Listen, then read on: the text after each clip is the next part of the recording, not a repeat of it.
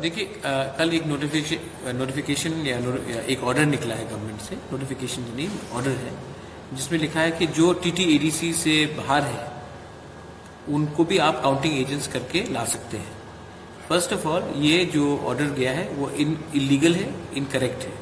तो ये बात लेकर मैं इलेक्शन कमीशन से मिला और मैंने उनको कानून का किताब दिखाया है कि ये जो 6 शेड्यूल का ऑटोनॉमी होता है इलेक्शन का, उसके स्पिरिट के खिलाफ है और ये एक्चुअली टेक्निकली इलीगल है ये जो ऑर्डर गया है। और यही बात मैंने कानून दिखाकर उनको समझाया है। हमने लीगल एक्सपर्ट से बात किया है from Delhi, from Bombay, from Bengal, from Assam, from Meghalaya, और सब ने कहा है कि जो ऑर्डर निकला है वो वायलेशन ऑफ द 6 शेड्यूल है in the spirit of TTADC.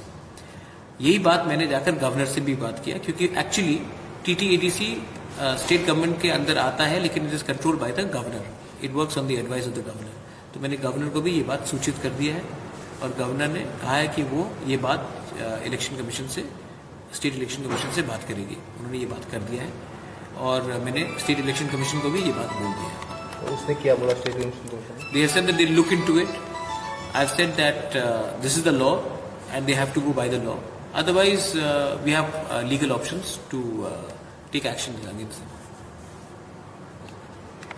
Sir pulling के लिए आप लोग भी डिमांड किया था, सीपीएम वालों ने इलेक्शन कमीशन में गया था मगर नाकुश कर दिया, और आप लोगों ने भी हम लोगों ने भी बात किया है, लेकिन आप जानते हैं क्या हो रहा है। आज हमारा एक रीपोलिंग तो वो लोग ने कहा है कि नहीं होगा, लेकिन ये जो काउंटिंग एजेंट्स का बात है, ये सिर्फ मैं अपने लिए बात नहीं कर रहा हूँ, मैं पूरा 6 शेड्यूल का ऑटोनॉमी के बारे में बात कर रहा हूँ। आप 6 शेड्यूल एरिया से, एडीसी से बाहर से आदमी को लाकर आप काउंटिंग एजेंट कैसा कर सकते हैं? ये हमारे कॉन्स्टिट्यूशन के खिलाफ है, संविधान के खिलाफ है, और ये कानून में क्लियरली लिखा गया है under the framing of the election rules of 1985 for the TTADC election.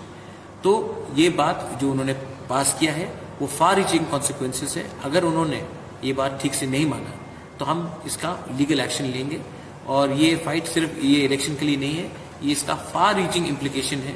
अगर आप बाहर से आदमी को लेकर टीटीएडीसी इलेक्शन को चलाएंगे तो बाद में बाहर से टीटीएडीसी से भी आप आकर उनको उम्मीदवार भी बना सकते हैं, वोटर भी बना सकते हैं। रीपोलिंग के लिए कोई रीपोलिंग के लिए हमने बात किया है, लेकिन उन्होंने कहा वी लुक इनटू इट।